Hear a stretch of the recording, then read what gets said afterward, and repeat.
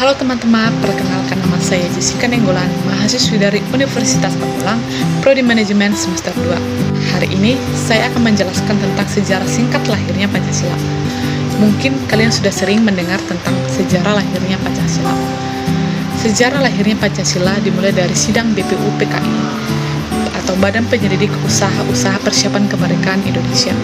Nah, dibentuk pada tanggal 1 Maret 1945 yang diketuai oleh Dr. KRT Rajiman W. Yuningrat. Nah, terbentuknya BPU PKI di saat itu ada sidang pertama, yaitu pada tanggal 29 Mei sampai 1 Juni 1945. Pada sidang BPU PKI itu membahas tentang dasar negara. Ada 3 tempo yang berpidato mengenai usulan dasar negara. Yang pertama itu ada Muhammad Yamin. Menurut beliau berpidato mengenai dasar negara, dan hasil dari pidato beliau tersebut yaitu pri kebangsaan, pri kemanusiaan, pri ketuhanan, pri kerakyatan dan kesejahteraan rakyat. Nah, pada tanggal 29 Mei 1945. Tokoh kedua yaitu Mr. Supomo pada tanggal 31 Mei 1945.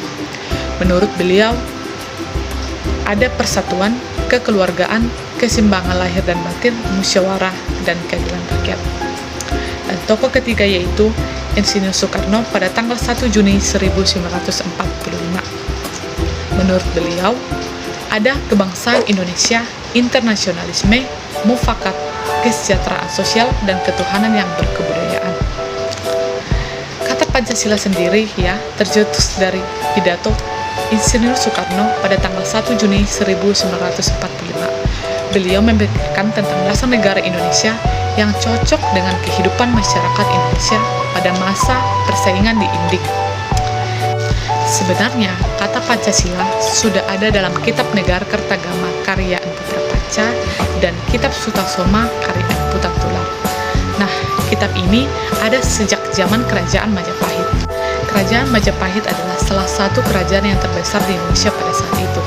Nah, kata Pancasila berasal dari bahasa Sanskerta, yaitu Pancasila artinya 5, sila artinya dasar atau asas.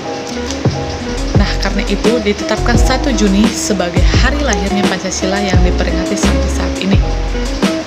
Setelah 3 tokoh tadi berpidato tentang dasar negara, selanjutnya dimusyawarahkan kembali dalam panitia yang lebih kecil, yaitu namanya Panitia 9. Bersidang pada tanggal 22 Juni 1945 yang hasilnya itu namanya Piagam Jakarta atau Jakarta Charter, yang disepakati bahwa dasar negara Indonesia itu adalah yang pertama, ketuhanan dengan kewajiban menjalankan syariat Islam bagi pemeluk-pemeluknya. Yang kedua, kemanusiaan yang adil beradab. Ketiga, persatuan Indonesia. Keempat, kerakyatan yang dipimpin oleh hikmat kebijaksanaan dalam permusyawaratan perwakilan. Yang kelima, keadilan sosial bagi seluruh rakyat Indonesia. Indonesia merdeka pada tanggal 17 Agustus 1945. Setelahnya muncul protes atau ketidaksetujuan untuk sila pertama dari dasar negara kita, terutama dari tokoh-tokoh bagian timur. Beliau-beliau ini merasa tidak pantas atau tidak bisa melaksanakan syariat Islam karena tidak beragama Islam. Karena itu dimusyawarahkan kembali pada tanggal 18 Agustus 1945. Setelah itu dimusyawarahkan dengan usulan dari Muhammad Hatta, beliau mengusulkan Indonesia itu untuk mengubah menjadi, yaitu pertama, ketuhanan yang Maha Esa, kemanusiaan yang adil beradab, persatuan Indonesia, kerakyatan yang dipimpin oleh hikmat kebijaksanaan dalam permusyawaratan perwakilan, kelima, keadilan sosial bagi seluruh rakyat Indonesia. Setelah itu disepakati, Pancasila yang pertama itu dan sampai kelima itu, sampai sekarang Pancasila tetap menjadi dasar negara kita yang harus kita jaga, kita lindungi, dan kita hayati.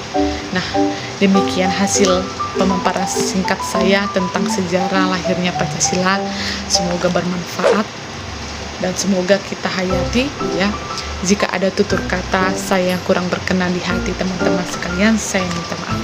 Terima kasih, sampai jumpa.